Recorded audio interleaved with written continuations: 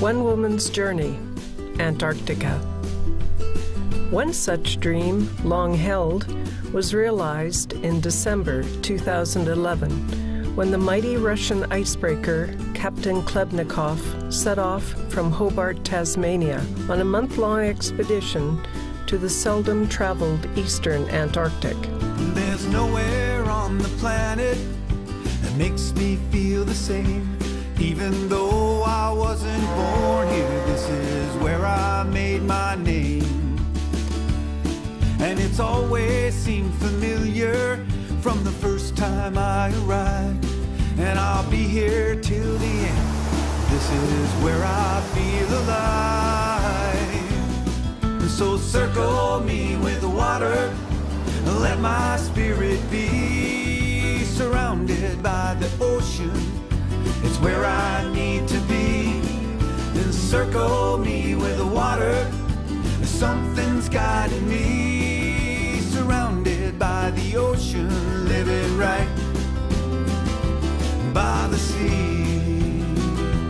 Oh. Aboard, in addition to more than 70 crew and expedition team members, were 89 intrepid travelers from all parts of the world. And I've traveled all around this world, towns where I fit in. Nothing ever can compare to seeing my coastal home again. From the air or the water, the landscape overwhelms, awash with so much life, and a shoreline that never ends. And so circle me with the water, let my spirit be surrounded by the ocean. It's where I need to be. Encircle me with the water, something's guiding me. Surrounded by the ocean, living right is right for me. I was fortunate enough to be one of the few to join this nostalgic voyage, tracing the route taken 100 years before by famed Australian polar explorer Sir Douglas Mawson. The venerable ship, having for 16 years operated as the sole passenger-carrying icebreaker in the Antarctic, was to be repatriated to Russia.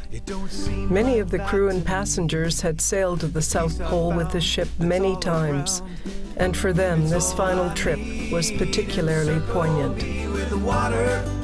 Let my spirit be surrounded by the ocean. It's where I wanna be. Encircle me with water, something's guiding me. Surrounded by the ocean, living right. It's right for me.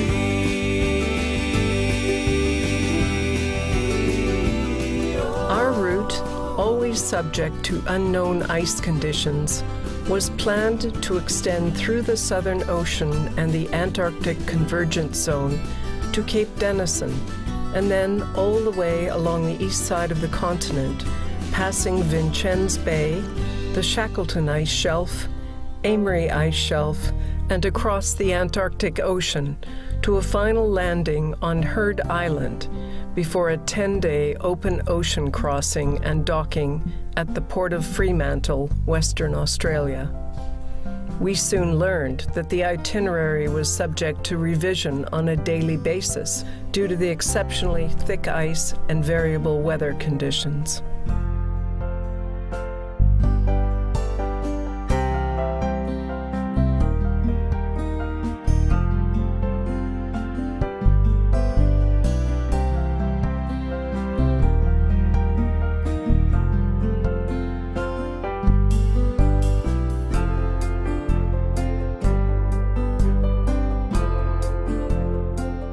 Upon encountering Adelie penguins in Commonwealth Bay, we made our first shore excursion in perfect sunny and calm conditions.